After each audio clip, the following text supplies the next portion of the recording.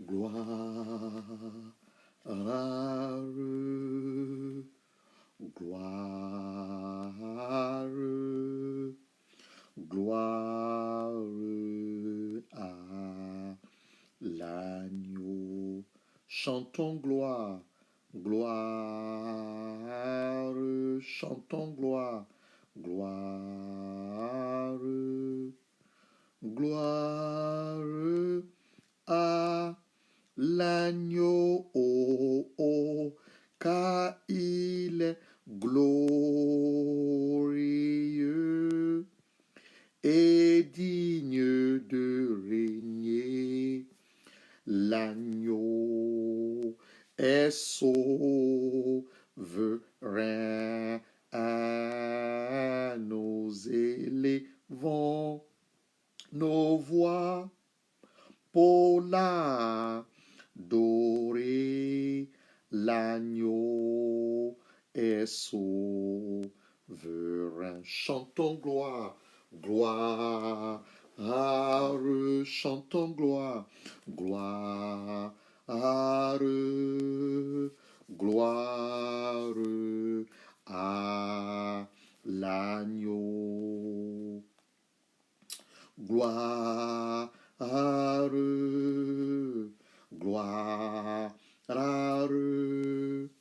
gloire à l'agneau, oh, oh, car il est glorieux et digne de régner. L'agneau est souverain,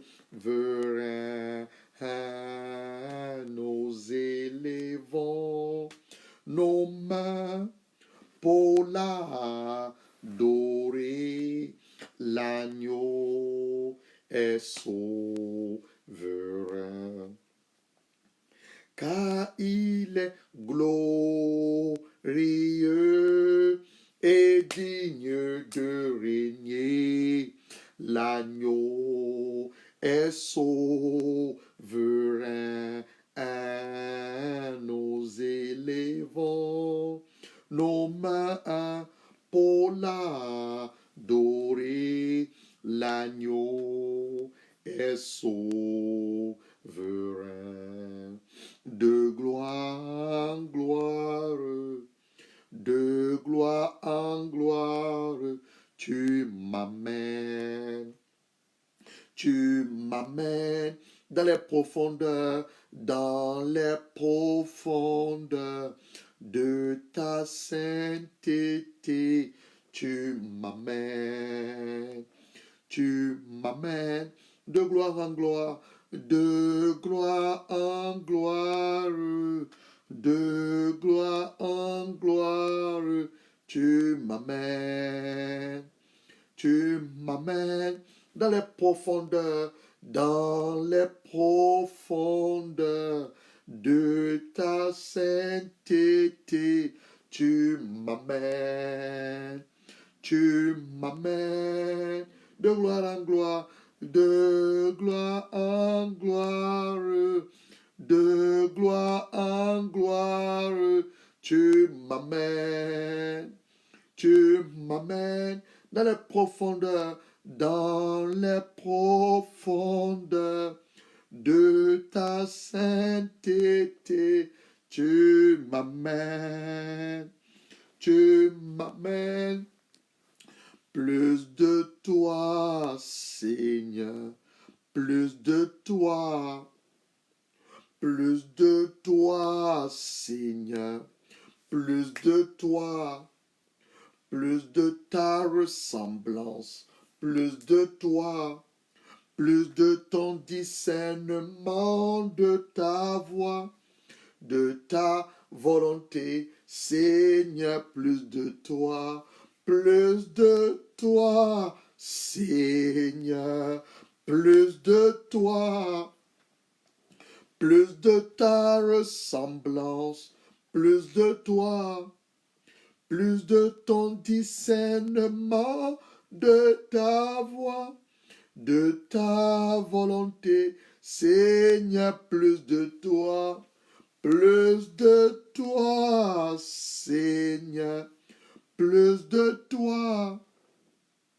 Plus de toi, Seigneur, plus de toi, plus de ta ressemblance, plus de toi, plus de ton discernement, de ta voix, de ta volonté, Seigneur, plus de toi. J'ai besoin de toi seul. De toi seul, j'ai besoin de toi seul. Rindubasanda sokubasa, j'ai besoin de toi seul, mon Père, de toi seul. J'ai besoin de toi seul. Lindubasanda sokubasa, j'ai besoin de toi seul, de toi seul, j'ai besoin de toi seul. All I need is your Lord, is your Lord. All I need is your Lord. Yeba brinda sandaranda sukubasa. All I need is your Lord. Yeba brinda sandaranda sukubasa. Is your Lord.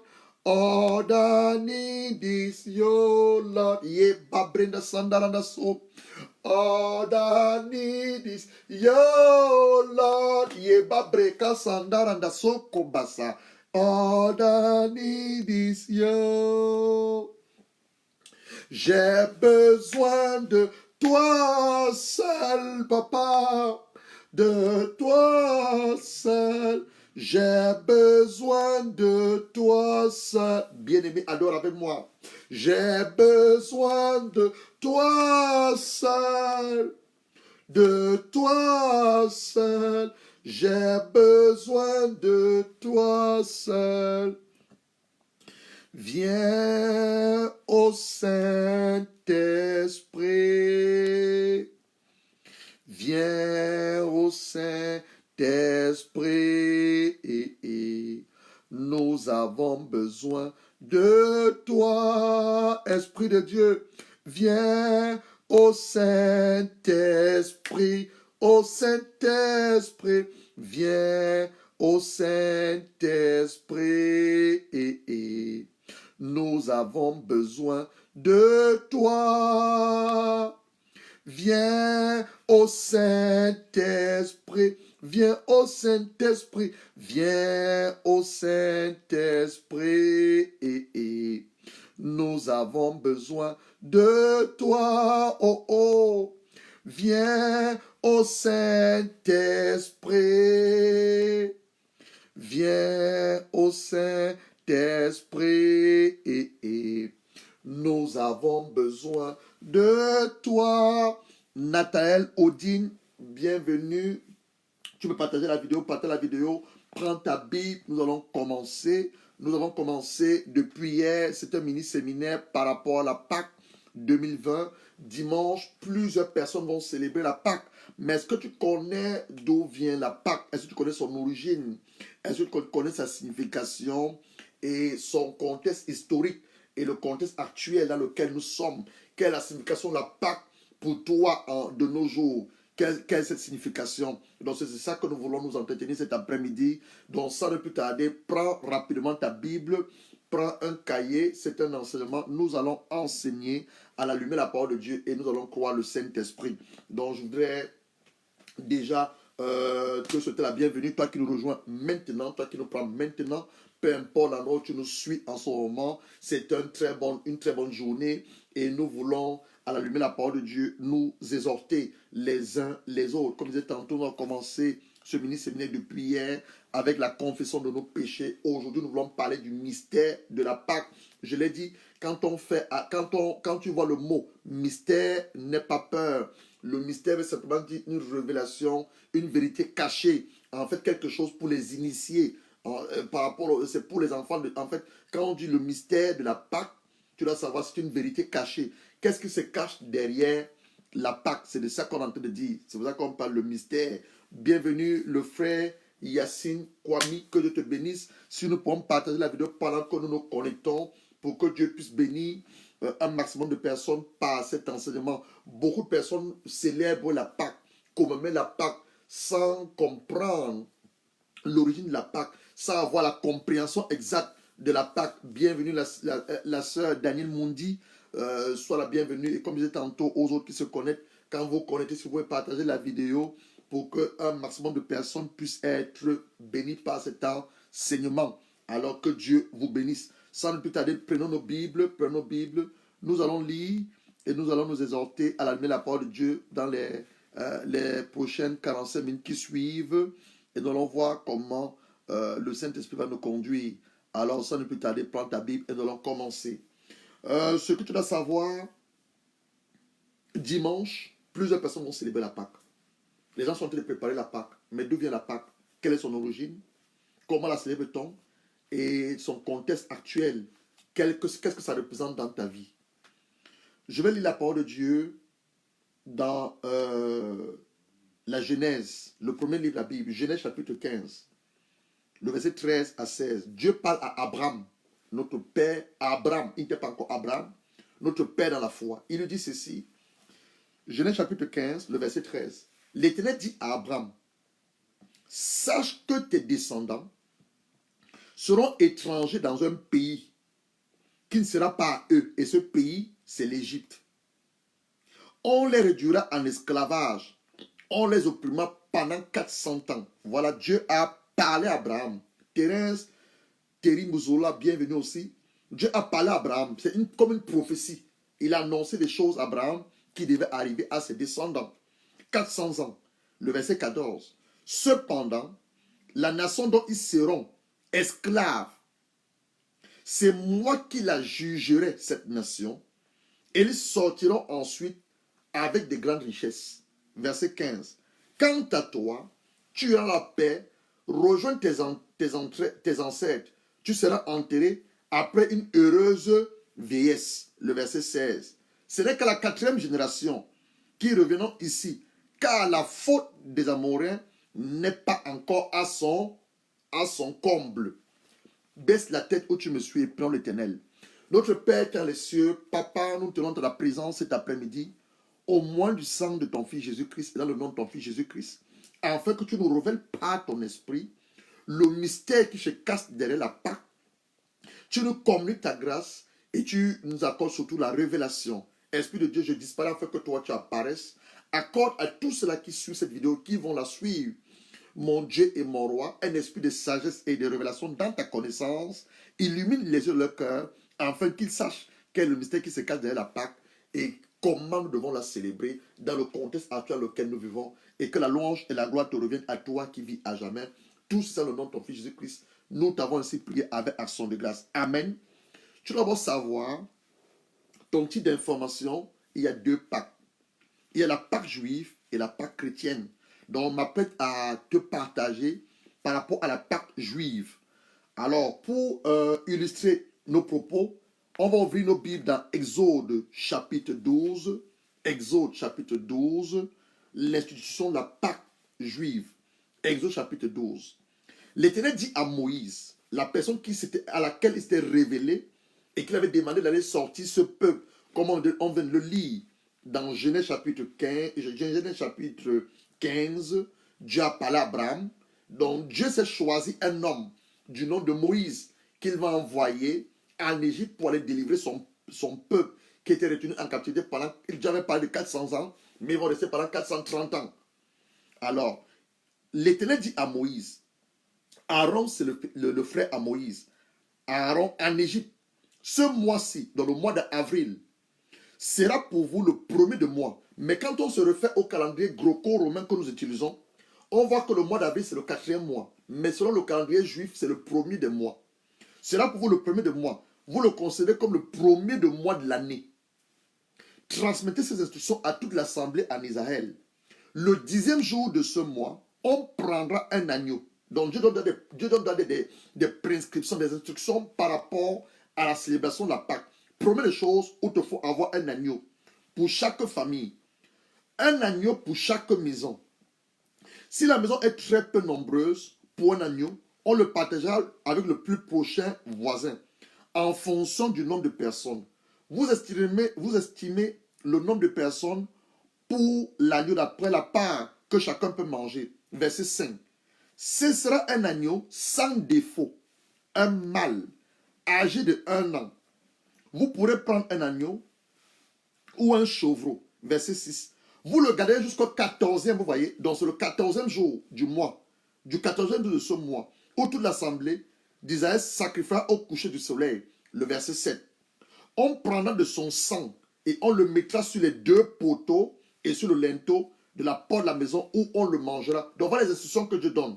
1. On prendra un agneau, on va le sacrifier avant de le manger le 14e jour, le 14e jour au coucher du soleil. On va prendre le sang de cet agneau qui était sacrifié, on le mettra sur le linteau, ça c'est le linteau d'une porte, et les 2 poteaux. Je peux laisser ça comme une porte. Le linteau c'est le haut de la porte, et les 2 poteaux, les 2 battants, on mettra le sang. Donc c'est ce qu'il est en train de dire. Les 2 poteaux. Et il dit, verset 8, cette même nuit-là, on mangera sa viande rôtie au feu. On la mangera avec des pains sans levain. Dans la célébration de la Pâque, l'agneau, on mange l'agneau, le pain sans levain, c'est le pain que j'ai utilisé, le pain sans levain, le pain sans la levure qui constitue encore le péché. C'est pour ça que hier, on a demandé à Dieu de pardonner nos péchés, ceux du monde entier. Donc il dit, avec le pain sans levain et les herbes amères. Les herbes amères. Le verset 9. Vous le mangerez pas à moitié cuit, au bout dans l'eau. Au contraire, il sera rôti au feu avec la tête, les pattes et l'intérieur. Verset 10. Vous n'en laisserez rien pour le matin. Si toutefois il en reste quelque chose, le matin, vous le brûlez au feu. Quand vous le mangerez, vous aurez à votre taille une ceinture à la taille, vos sandales aux pieds, un bâton à la main. Vous le mangerez rapidement. C'est la Pâque de l'Éternel. C'est la même chose qui est dans ta Bible. On a mis, c'est la Pâque de l'Éternel. Dans notre thème, c'est Dieu qui a institué lui-même cette Pâque. C'est la Pâque de l'Éternel. Le verset 12. Cette même nuit-là, je parcourais le pays d'Égypte. Je tuerai tous les premiers-nés du pays, hommes ou animaux. Je mettrai ainsi en exécution mes jugements contre les dieux de l'Égypte. Je suis l'Éternel. Pour vous, en revanche, le sang vous servira de quoi? De signe sur les maisons où vous trouverez. Je vais le sang et je passerai au-dessus. Je passerai au-dessus. Il n'y aura pas de fléau qui vous détruise quand je frapperai l'Égypte. Donc voilà ici Exode chapitre 12, le verset 1 au verset 13 qu'on vient de parler, qu'on vient de lire, qui illustre l'institution, c'est pas que Dieu a eu à faire à l'époque, avant la naissance, avant que Jésus ne soit manifesté sur cette terre physiquement. Je ne sais pas en quelle année, parce qu'on est en train de faire les références 2000 avant Jésus, c'est parce que c'est à l'an 3000 que Dieu lui-même, allant délivrer son premier-né, qui est la nation juive, les Israélites, en captivité en Égypte, il a institué et il a ordonné ces instructions, il a institué et il a donné des prescriptions à Moïse et à Aaron, comment ils devaient célébrer la Pâque de l'Éternel. Maintenant, nous entrons dans notre moment d'exhortation. La Pâque juive, c'est de ça que je suis en train de te parler. Le mot Pâque, en hébreu encore, on parle Pécha. Pécha, c'est P-E-2-S-A-H, qui est l'une des plus grandes célébrations des fêtes juives. Nous ne sommes pas juifs, mais les juifs. Le salut vient des juifs. Parce que je te parle de ça pour que tu aies la différence entre la Pâque juive et la Pâque chrétienne. Nous, on célèbre la Pâque chrétienne, instituée par, en fait, symbolisée par la mort et la résurrection de Jésus-Christ. Mais les juifs célèbrent la Pâque juive. Là, on va arriver dessus. Donc, on parlait de Pécha, qui fait partie de cette fête que l'Éternel a recommandé à son peuple de célébrer. Quand tu veux voir cette fête, tu vas dans Lévitique chapitre 23. Dieu parle de cette fête. Cette fête que vous allez me célébrer. Il parle de la Pâque, la fête des pains sans levain, la fête de la Pentecôte, la fête du tabernacle, la fête des trompettes, la fête des expiations. Donc voilà les fêtes qu'il demande de célébrer. Et la Pâque est l'une des grandes fêtes que Dieu demande à son peuple de célébrer. Dieu recommande à son peuple de célébrer, symbolisant la sortie du peuple juif de l'Égypte. Et la signification de la Pâque veut seulement dire passer par-dessous ou épargner de l'ange de la mort, libéré de la servitude et de l'esclavage de l'Égypte. Son origine, on veut te dire son origine, Dieu a prophétisé, il a annoncé à Abraham ce qui devait arriver à ses descendants. Et dans Actes chapitre 7, le verset 6 à 11, Étienne nous parle encore de cela. Il nous parle encore de cela. Alors, qu'est-ce qui a poussé les enfants de Dieu à aller en Égypte? Tu vas ouvrir ta Bible dans Genèse chapitre 42. Je t'ai dit, c'est un enseignement, tu dois comprendre ce que tu fais quand tu célèbres la Pâque le dimanche. Tu dois comprendre ce que tu fais. Ou ce que les Juifs continuent à faire jusqu'à nos jours. Ce qu'ils continuent à faire. Alors, Genèse chapitre 42, le verset 1 à 2. Voyant qu'il y avait du blé en Égypte, Jacob dit à ses fils, pourquoi vous regardez vous les uns comme les autres? Eux, c'est à Canaan. Le pays où Dieu avait dit à Abraham de monter. Le pays coulait le lait et le miel. C'est là où les enfants de Dieu se trouvaient à l'époque. Canaan. Le pays coulait le lait et le miel. Mais il y a une famine qui a également touché Canaan. Et voilà ici, on nous parle de l'origine, comment ce peuple s'est retrouvé en Égypte. Voyant qu'il y avait du blé en Égypte, Jacob dit à ses fils, pourquoi vous regardez les uns les autres? Il ajouta, j'ai appris qu'il y a du blé en Égypte. Descendez pour acheter, afin que nous restions en vie et nous ne mourrons pas. Donc, tu dois comprendre une chose, ce qui a poussé les Juifs ou les enfants de Dieu, Israël, à aller en Égypte, c'était la famine. C'était la famine. Ils ont eu faim. La famine a sévi jusqu'à Canaan. Et leur père, leur père Jacob, Israël, notre aïeul, a demandé à ses enfants d'aller en Égypte pour leur suivi. Genèse chapitre 43, le verset 1. La famine pesait lourdement sur le pays. Lorsqu'il eut fini de manger du blé qu'ils avaient rapporté d'Égypte, Jacob dit à ses fils, retournez encore nous acheter de la nourriture. Donc Jacob a encore demandé à ses enfants de retourner les acheter la nourriture. Et entre-temps, tu connais l'histoire, Joseph, qui était détesté de ses frères, à cause des rêves qu'il faisait, avait été vendu en esclave à des Madianites. Et les Madianites vont conduire Joseph jusqu'en Égypte. Et Joseph va être établi premier ministre en Égypte. Donc c'est lui qui gouvernait le pays. Il n'y avait que le trône qui le séparait avec le pharaon. Joseph, le frère, dont il n'avait pas reconnu. Donc Jacob va demander encore à ses enfants de descendre en Égypte. Et lorsque Joseph va reconnaître ses frères, il va donc demander à ses frères et à son père de venir le rejoindre en Égypte.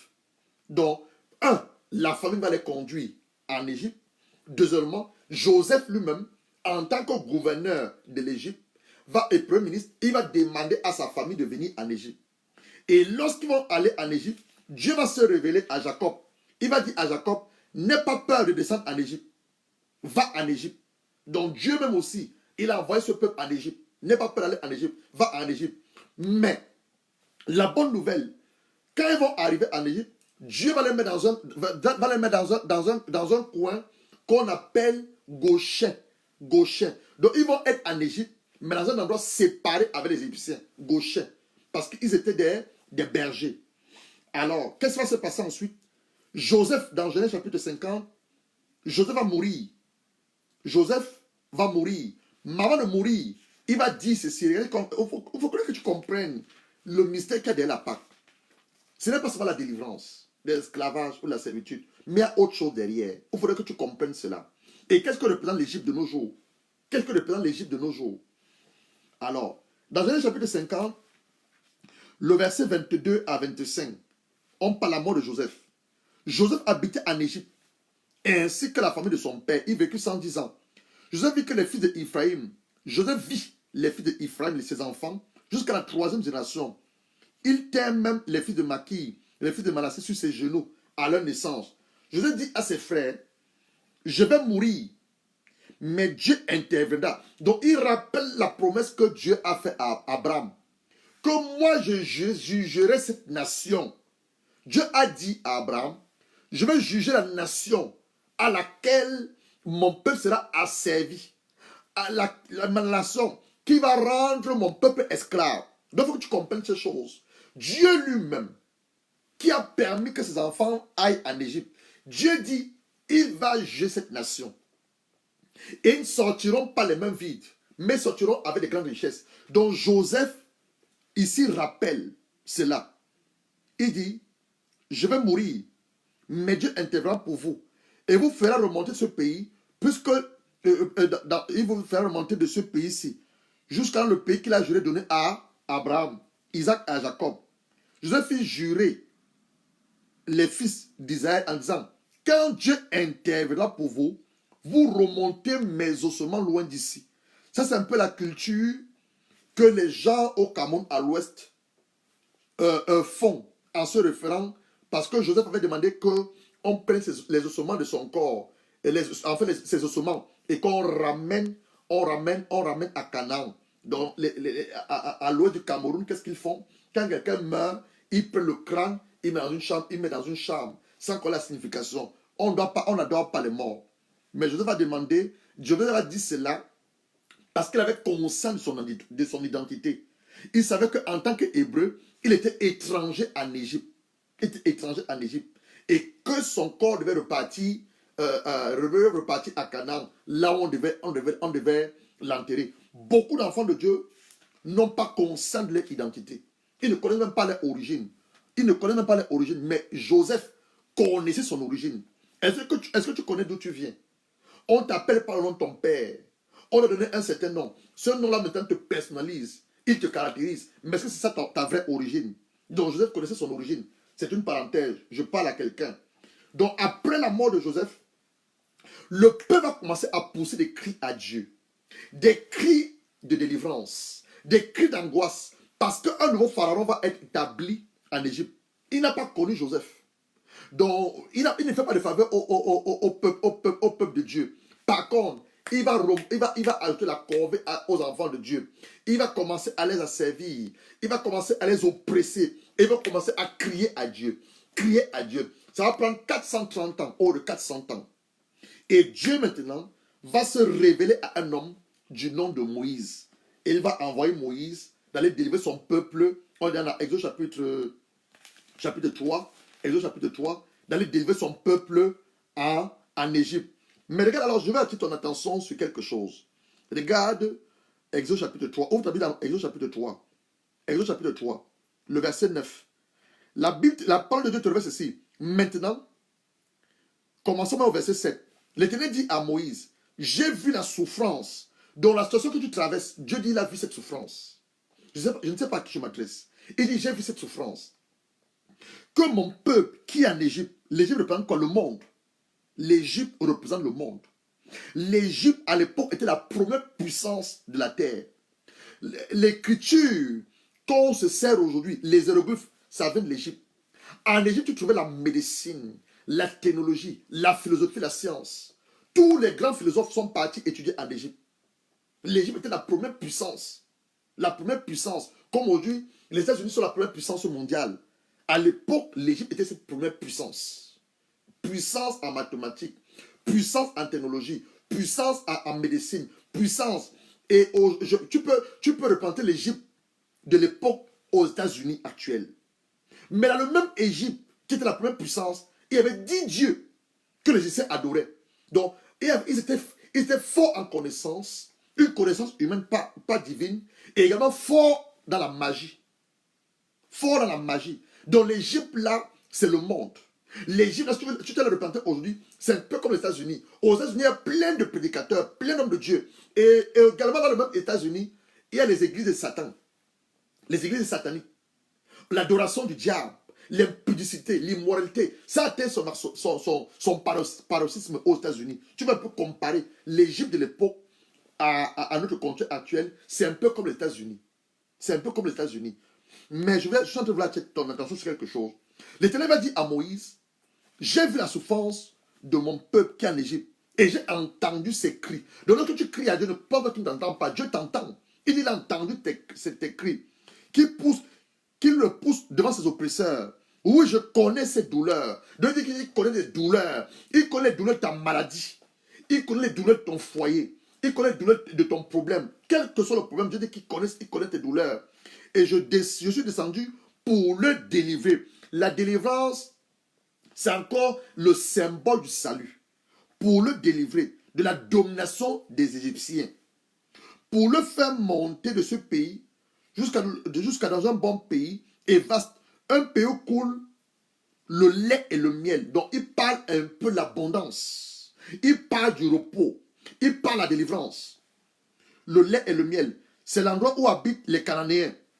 Et il dit, vas-y maintenant, je cherche un verset. Il va donner les raisons pour lesquelles Moïse devait aller sortir ce peuple. C'était pour aller en fait l'adorer. Et ça n'a pas changé. C'est toujours le même désir de Dieu. Dieu cherche un peuple. Dieu cherche une nation qui va pouvoir l'adorer. Dans ce moment de confinement dans lequel nous sommes, Dieu cherche des vrais adorateurs. Il cherche des vrais adorateurs. Et on ne peut pas adorer Dieu dans l'esclavage. On va adorer Dieu dans les chaînes. Le peuple était dans les chaînes. Je ne sais pas quelle situation tu traverses. Le peuple était dans l'esclavage.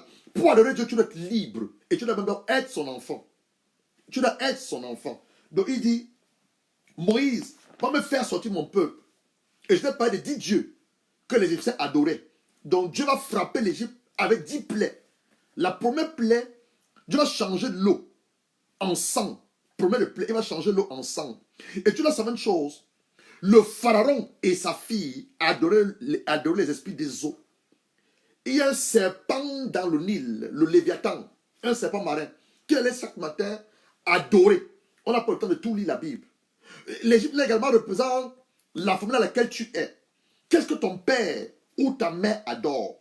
Donc Dieu va frapper le Dieu qui a les eaux en changeant cette eau en sang, afin que le pharaon et sa fille, afin que l'Égypte qui adore les eaux ne puisse plus adorer leur Dieu qui a les eaux. Dieu va changer cette eau en sang. Deuxième chose, Dieu va relâcher les grenouilles en Égypte. Il va frapper l'Égypte des moustiques.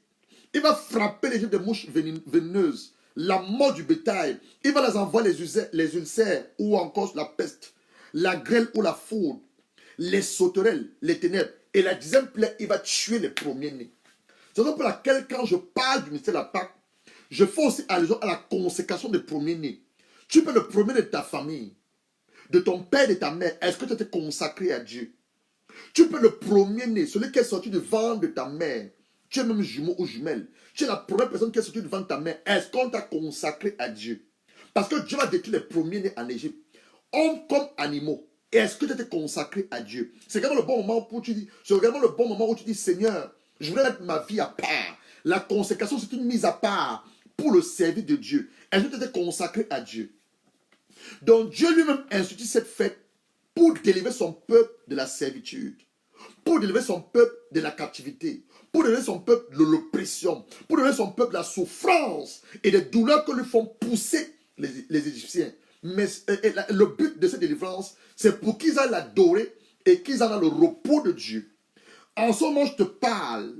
Qu'est-ce que ta vie en ce moment? Quelle vie tu es en train de mener? Est-ce que tu es dans la souffrance? Est-ce que tu es dans une oppression? Est-ce que tu es dans un manquement? Est-ce que tu as une communion avec ton Dieu? Est-ce que tu l'adores en esprit et en vérité? On appelle la célébration la Pâque. De nos jours, le contexte actuel de la Pâque représente quoi? Pour Israël, et d'abord, qu'est-ce que c'est que l'Égypte pour toi? Pour Israël, l'Égypte est un pays de souffrance. Ils ont souffert en Israël, en Égypte, autant pour moi. C'était le pays de l'esclavage, de la servitude, de l'oppression, des corvées, la magie, les plaisirs libertins. Un pays puissant, puissant par sa technologie, puissant par sa philosophie, puissant par sa science, par l'économie, la médecine, les écritures, les hiéroglyphes. Pour toi de nos jours, qu'est-ce que représente l'Égypte? L'Égypte, ça représente le monde. Tu es en Jésus-Christ, tu as confié Jésus comme ton Seigneur personnel. Mais dès qu'il y a une situation, tu veux repartir dans le monde. Tu as commencé ta marche avec Dieu. Mais dès qu'il y a des difficultés, au lieu de te référer à la parole de Dieu qui dit, ne vous inquiétez de rien. Dans Philippiens chapitre 4, verset 6 à 8. Ne vous inquiétez de rien, mais faites connaître vos besoins. Ou le fait connaître tes besoins à ton père Tu vas te vouloir courir vers un oncle. Tu vas te vouloir courir vers une tante. Cet oncle ou ta tante reprend pour toi ton Égypte. Tu as commencé ta marche avec Dieu. Et dès qu'il y a un peu la tempête qui se lève, l'angoisse te prend, l'anxiété. Tu es inquiet. Oh, comment je vais faire pour payer mon loyer? Oh, comment je vais faire pour manger? Oh, comment les enfants vont aller à l'école? Tu oublies une chose. Dans Matthieu chapitre 6, à partir du verset 25 à descendant, le Seigneur te dit de ne t'inquiéter de rien. S'il lui prend soin des oiseaux qui ne moissonnent, ne t'inquiète de rien. Ne cherche pas la nourriture, ne cherche pas le vêtement, ne cherche pas le logement, mais une chose, cherche son royaume et sa justice. Et cette chose-là, il te la donnera par-dessus. Donc de quoi est-ce que tu t'inquiètes? Donc l'Égypte de nos jours, c'est le monde dans lequel tu vis. La Bible nous dit, nous sommes dans le monde, mais nous ne sommes pas du monde. Le monde en ce moment est frappé d'une pandémie qu'on appelle coronavirus. Les gens sont en train de vivre dans la psychose, les gens sont en train de vivre dans la peur. La peur est une émotion normale. La peur, Dieu a mis la peur dans la conscience de l'être humain, qui est une émotion normale. Mais l'enfant de Dieu ne vit pas dans la peur. Je dis, la peur arrive à tout le monde. C'est une émotion normale. Mais toi, en tant qu'enfant de Dieu, tu ne dois pas vivre dans la peur. Tu ne dois pas vivre dans la peur. Sister Nomon Mangali, sorry, I cannot resume all the message in English. I'm talking about the mystery of the Passover. People are going to celebrate next Sunday. I cannot resume everything in English. I'm sorry. Donc, je dis ceci. Tu es dans le monde, mais tu ne viens pas du monde. La Bible nous dit, nous sommes dans le monde, mais nous ne venons pas du monde. Donc, nous devons savoir d'où nous venons. Il dit que Joseph connaissait son origine. Il avait conscience de son identité, qu'il était hébreu. Il n'était pas égyptien. Même si il avait été établi en Égypte comme premier ministre, gouverneur. C'était la présence de Dieu pour préserver son peuple. C'était le but de Dieu pour épargner son peuple de la famine. C'est Dieu qui l'avait voulu comme ça. Mais toi, est-ce que tu as conscience de ton identité? Donc, ton ancienne vie, que tu n'as pas abandonnée, la vie de la cigarette, la vie des femmes, la vie des hommes, les plaisirs de ce monde que tu ne veux pas abandonner, c'est ton Égypte. Là, ta propre connaissance, ta propre sagesse, on ne te réfère à la connaissance, à la sagesse qui vient du Saint-Esprit. Tes avis personnels. Dieu veut cet après-midi te délivrer. Il veut te délivrer. C'est un très bon jour. T'accorder son repos. Te donner sa vie à lui.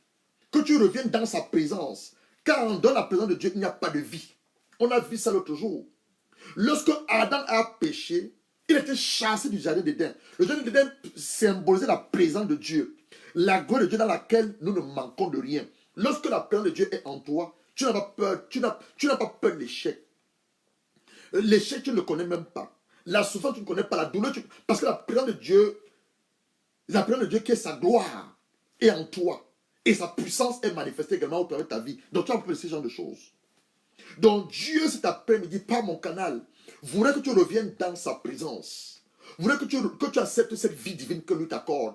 Que tu ne dépends plus des hommes. Tu ne dépends plus des femmes. Tu ne dépends plus du système. Tu ne retournes pas dans le monde qui est l'Égypte. Mais que tu continues cette marche que tu as commencé avec lui. Car en dehors de lui, il n'y a pas de vie. Nous avons été créés pour avoir une étroite communion avec Dieu. Est-ce que tu sais que Dieu t'a créé pour que tu aies une étroite communion avec lui? Est-ce que tu sais que Dieu t'a créé pour que tu puisses l'adorer? Est-ce que tu sais que Dieu t'a créé pour que tu puisses dépendre de lui et non dépendre du système? Et non dépendre du monde, et non dépendre des efforts personnels, et non dépendre des appuis des hommes et des femmes, mais dépendre uniquement et simplement de lui. Donc la bonne nouvelle pour toi cet après-midi, bien-aimé, c'est que tu dois prendre une décision aujourd'hui.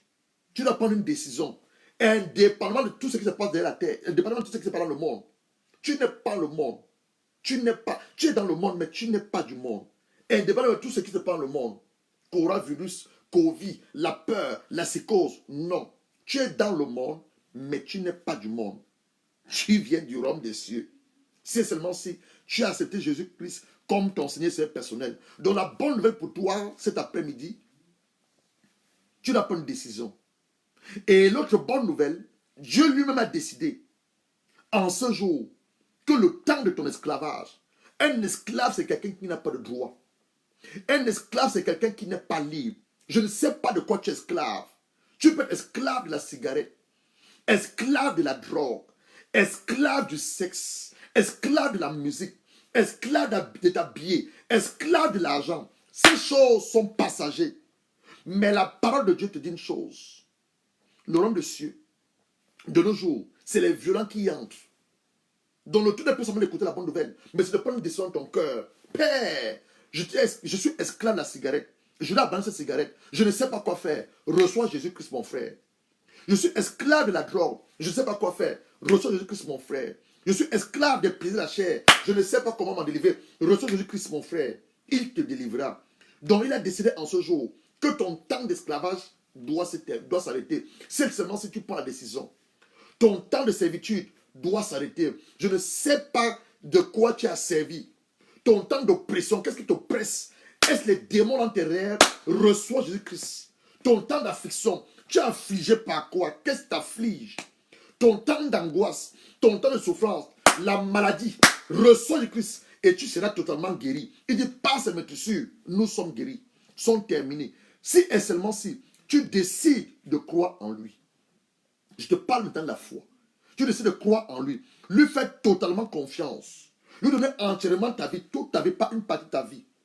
Plusieurs personnes font, je suis avec le Seigneur, mais j'ai encore un pas dans le monde. Je suis avec le Seigneur, mais j'écoute encore les musiques modernes. Je suis avec le Seigneur, mais j'ai encore les copines. Non, non, non, non, non, non, non, non, non, non. Donne toute ta vie. Dieu, lorsqu'il a donné Jésus-Christ, il n'a pas donné une partie de Jésus. Jésus est mort, pas pour ses péchés, mais pour nos péchés. 2 Corinthiens chapitre 5, le verset 21 te le dit. Donne toute ta vie. Remets ton esprit. Remets ton âme. Remets ta pensée sur ton corps. Plusieurs personnes disent, ce n'est pas ton corps. Ce corps est le temple du Saint-Esprit. Tu ne peux rien faire. Tu ne dois même rien faire de ce corps. Ce corps ne t'appartient pas. Tu continues de te masturber. C'est un péché. Tu continues d'aller d'homme en homme. Commettre l'adultère, c'est un péché. D'être de femme en femme, c'est un péché. Tu es en train de détruire le temple du Saint-Esprit. Ce corps ne t'appartient pas. Ce corps appartient au Saint-Esprit. Ton âme a été rachetée par le sang de Jésus-Christ. Ton esprit est recréé le jour où tu donnes ta vie à Jésus-Christ. Ton esprit est recréé. Et ton âme est purifiée, lavé par la puissance et l'autorité de la parole que tu lis. Tu vas rencontrer la parole et la parole te révèle ta vraie identité, ta vraie nature. 2 Corinthiens 5, le verset 17. Si quelqu'un est en Christ, donc il faut être en Christ. Les choses anciennes, c'est quoi? La peur que tu as connue la nature adamique. La souffrance que tu as connue la nature adamique. L'échec que tu as connu la nature adamique. La limitation, la maladie, l'échec, le divorce sont passés.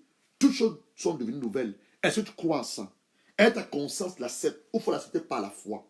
Est-ce que ton âme l'épouse ou faut ton âme l'épouse? Est-ce que ton corps accepte cette vérité? Ton corps accepte cette vérité afin que quelle que soit la maladie qui est en toi, la maladie parte.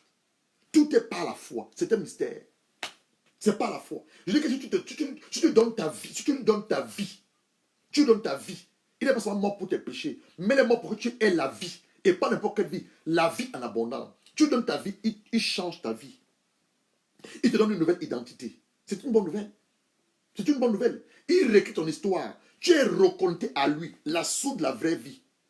Tu es reconnecté à lui. Tu es reconnecté à lui. Et tu entres dans sa gloire et dans son repos. Donc tu dois décider cet après-midi de prendre et de revenir totalement dans sa présence. Ta vie, la capacité du péché, de la liberté. Donc cette Pâque-là, c'est également le symbole ou la manifestation physique, la captivité du péché. Plusieurs personnes sont captives des péchés. Pasteur, j'ai fait de tous mes efforts, je vais abandonner. Est-ce que tu veux vraiment abandonner? Parce que la grâce de Dieu est disponible et l'Esprit de Dieu est là. Le péché. Donc la captivité du péché à la liberté. Du joug du diable à l'amour du vrai Père. Du royaume de ténèbres au royaume de la lumière. Donc bien aimé, voilà un peu en quelque sorte ce que l'Esprit de Dieu m'a communiqué comme parole pour toi. Maintenant la décision est la tienne.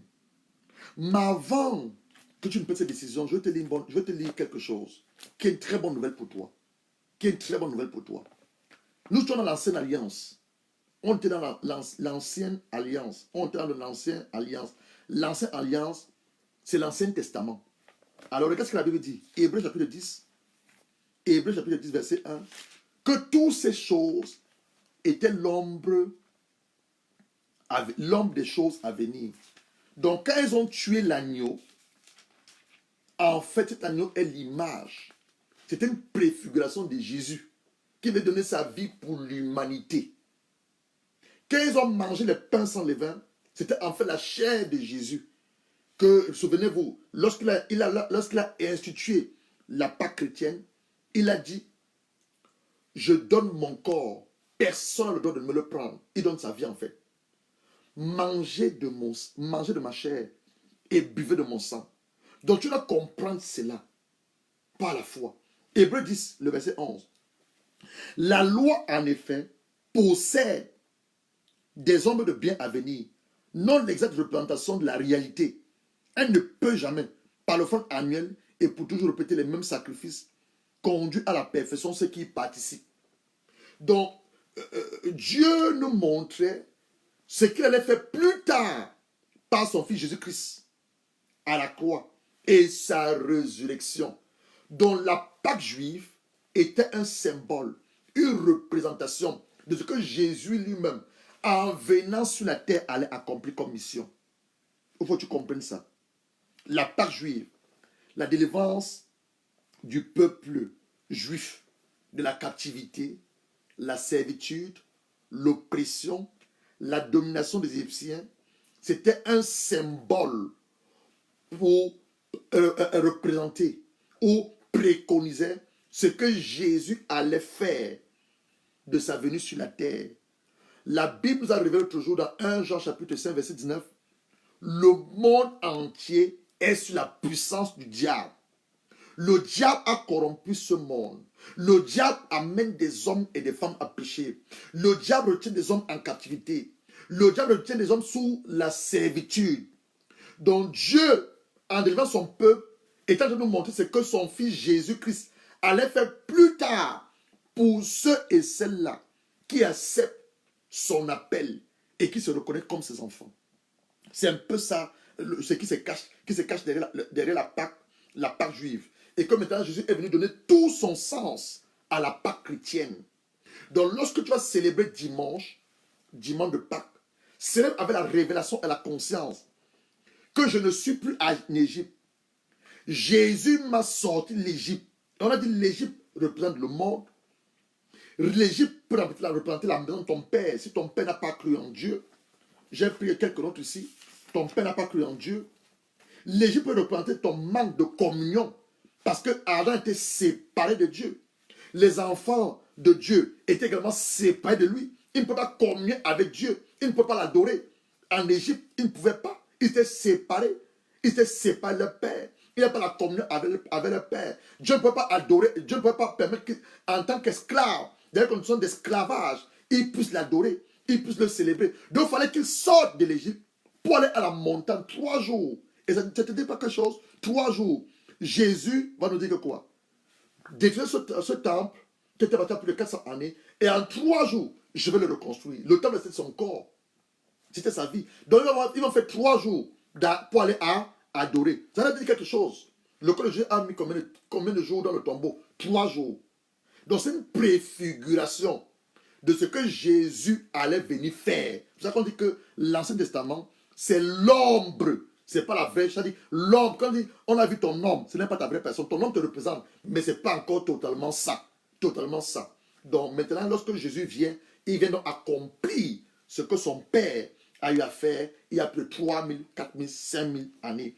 Donc l'Égypte, la maison de tes parents, l'Égypte, la colère qui est en toi, que tu l'as laissé partir, la haine qui est en toi, la jalousie, la médisance, le commérage, le colportage, l'hypocrisie, les disputes, les querelles. Un enfant de Dieu ne doit pas avoir toutes ces choses. L'impudicité, l'immoralité, la masturbation, la fornication, l'adultère, les œuvres de la chair. L'Égypte encore, le manque d'amour. L'Égypte, le doute, le manque de foi à la parole de Dieu. L'Égypte encore, les forteresses, les raisonnements, les hauteurs qui se lèvent contre la connaissance de Dieu. Donc voilà autant de choses qui peuvent représenter ton Égypte. Donc cet après-midi, Dieu met sur ton canal pour t'annoncer cette bonne nouvelle. Le temps de l'oppression est terminé. Le temps de la servitude est terminé. Le temps des chaînes est terminé. Le temps de l'affliction est terminé. Le temps de la souffrance est terminé. Le temps de la maladie est terminé. Si et seulement si tu décides de lui remettre ta vie. C'est seulement si tu décides de lui faire totalement confiance. C'est seulement si tu renonces à ton ancienne vie.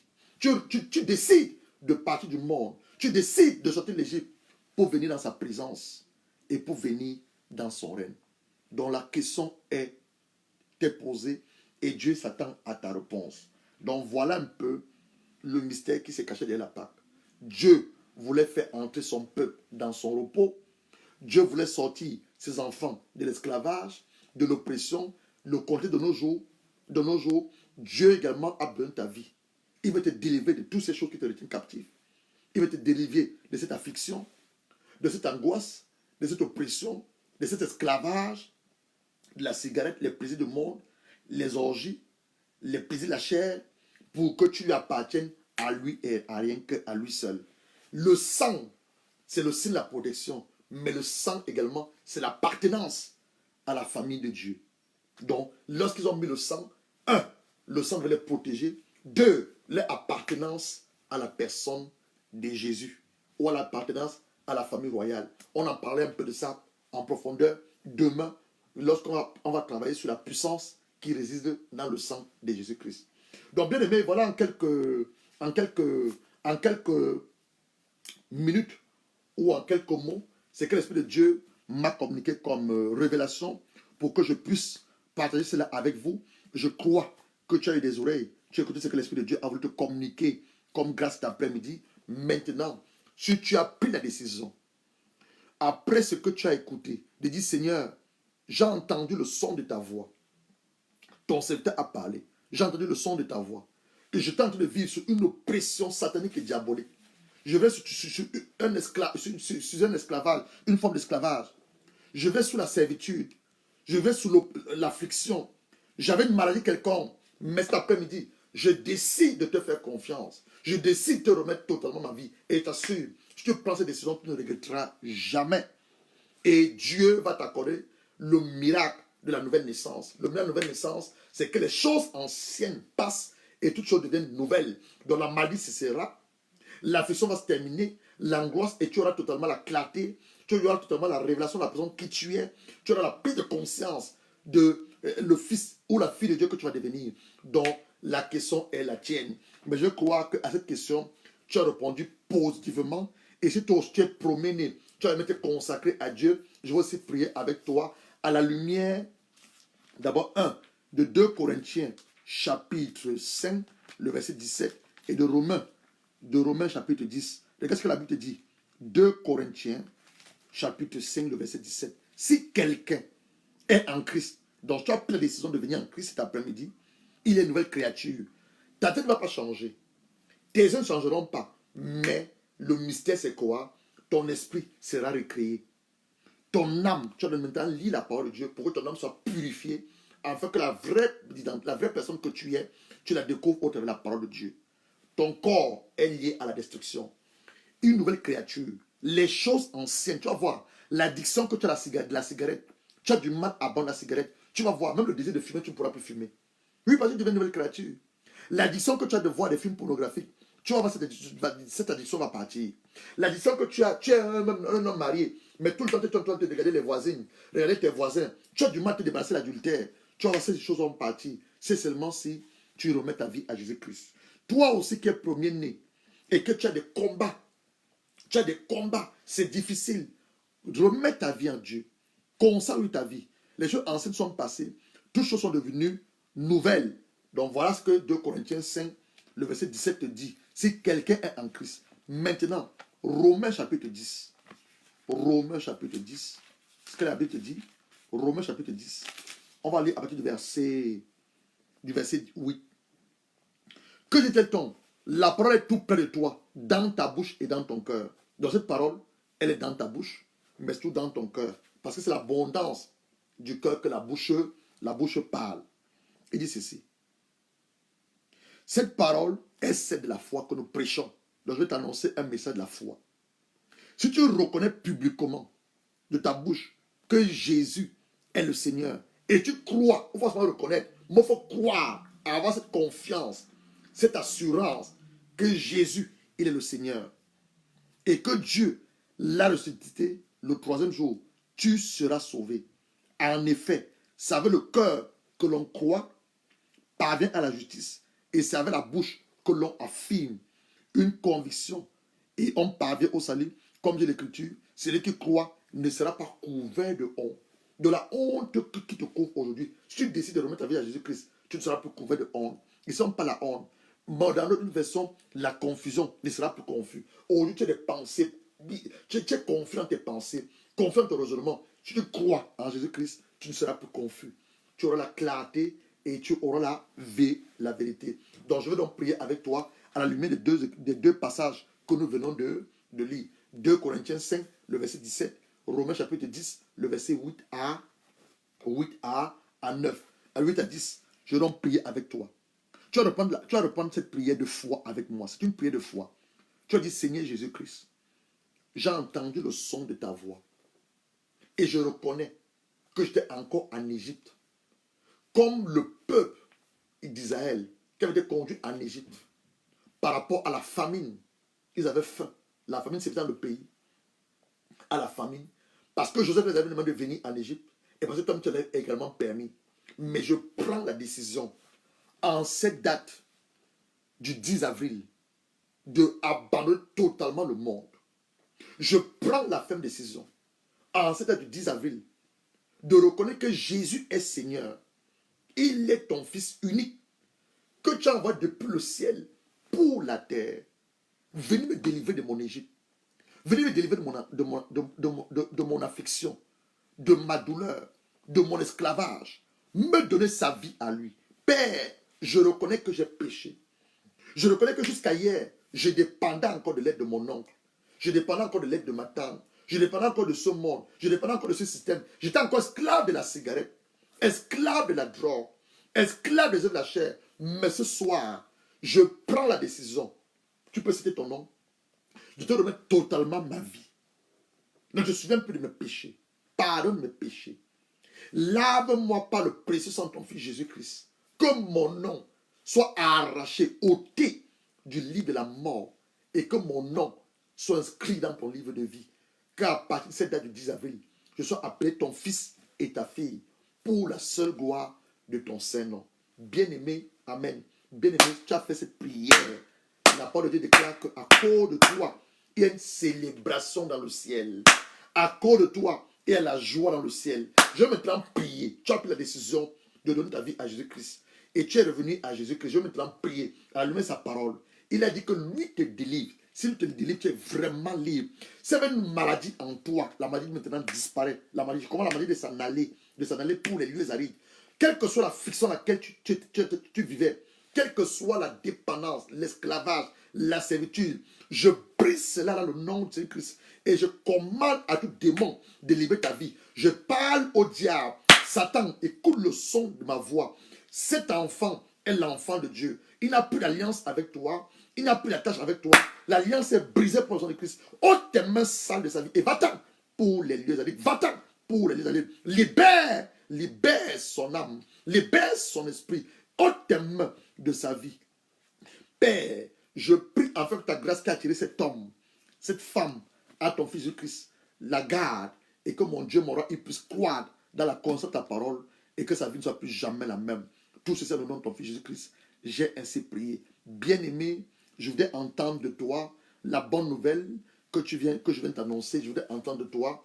Je sais une chose, tu as été délivré de quelque chose. Tu as été délivré d'une oppression. Tu as été délivré d'une affliction. Tu as été délivré de la douleur. Tu as été délivré d'une maladie. Dieu t'a visité par sa parole et t'a surtout guéri. Maintenant, à toi qui viens de confesser Jésus comme Seigneur personnel, je t'encourage d'acheter une Bible et de commencer à lire l'évangile, les bonnes nouvelles. Tu as l'évangile selon Matthieu, tu as l'évangile selon Marc, tu as l'évangile selon Luc, tu as l'évangile selon Jean. Et si possible, quand le confinement sera ôté, de chercher une église vivante où on enseigne la bonne nouvelle au travers du Saint-Esprit. Et tu verras, ta vie ne sera plus jamais la même. Prépare-toi aussi à entrer les eaux de baptême. Parce que le tout n'est pas de confesser Jésus-Christ, mais il faut aussi entrer les eaux de baptême. Dans Marc chapitre 16, le verset 15, on dit à ceux qui auront cru, on croit avec le cœur, on confesse avec la bouche, et seront baptisés, seront sauvés. Donc la première étape, c'est l'étape de la confession. Deuxième étape, c'est l'étape du baptême. Et ensuite, tu vas grandir dans la connaissance de la parole de Dieu. Alors que Dieu te bénisse. Une très bonne nouvelle que tu as reçue cet après-midi. La carte pas pour toi. Partage-la avec un homme, avec une femme. Que Dieu te bénisse. Demain, on va se retrouver à 19h pour un enseignement sur la puissance du sang de Jésus-Christ. Et on va invoquer le sang de Christ de venir briser. C'est encore des alliances qui nous retiennent. De venir briser ces alliances. Mais surtout de venir purifier nos âmes et purifier nos consciences des œuvres du péché. Que Dieu vous bénisse et à demain 19h. Bye bye, bye bye, bye bye.